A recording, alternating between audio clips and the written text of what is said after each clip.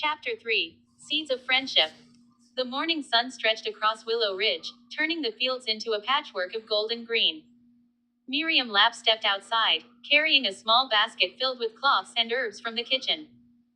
The orchard saplings she and Aaron had planted 2 days ago caught her eye. The sunlight made their delicate leaves glisten, and a gentle breeze rustled through them as if whispering promises of growth.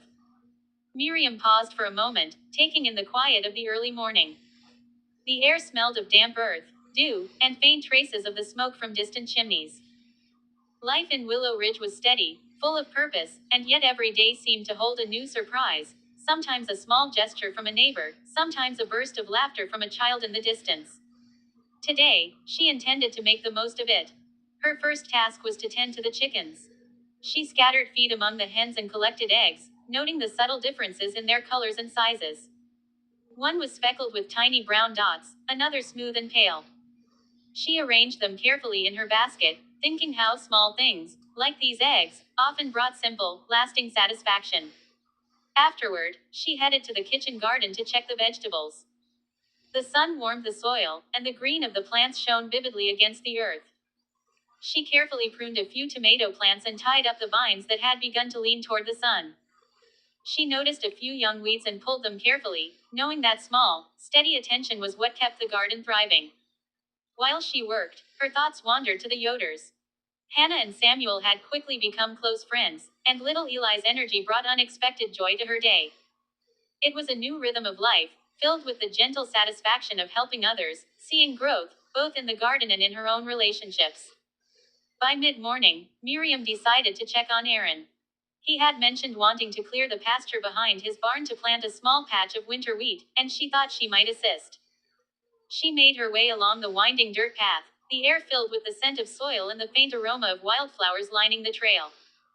Birds flitted overhead, singing their morning songs, and she paused to watch a family of rabbits hopping along the edge of the field. Aaron was already at work, dragging a small plow across the furrows of the pasture. He waved as she approached. "Good morning, Miriam. I thought I'd get an early start. Care to help with the wheat patch?" "I'd love to," she replied, setting down her basket. Together, they worked steadily.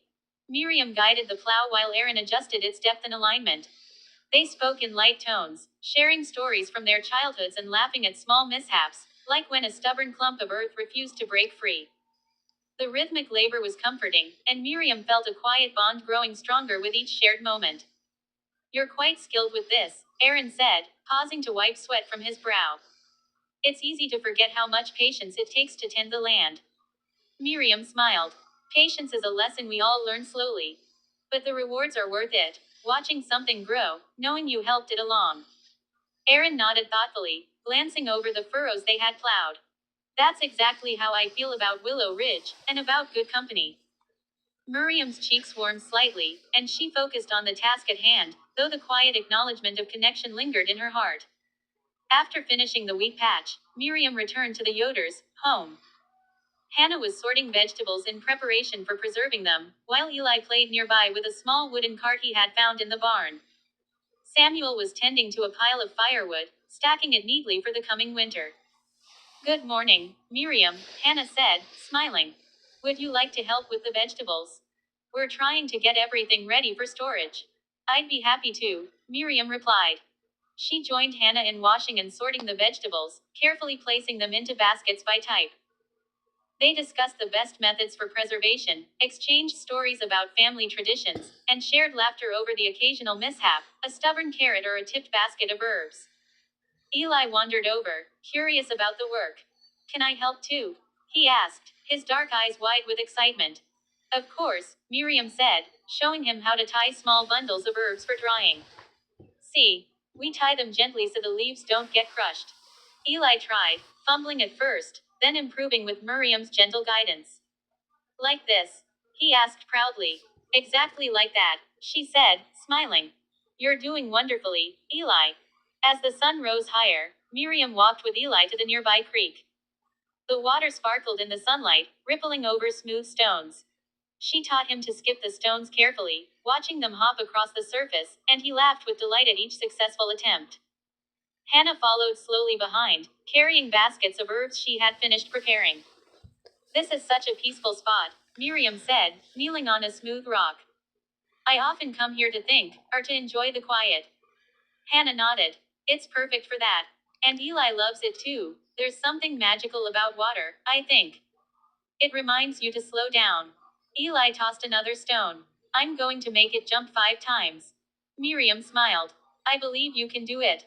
As the afternoon wore on, Miriam helped the Yoders carry water and arrange the preserved herbs in the cool storage room.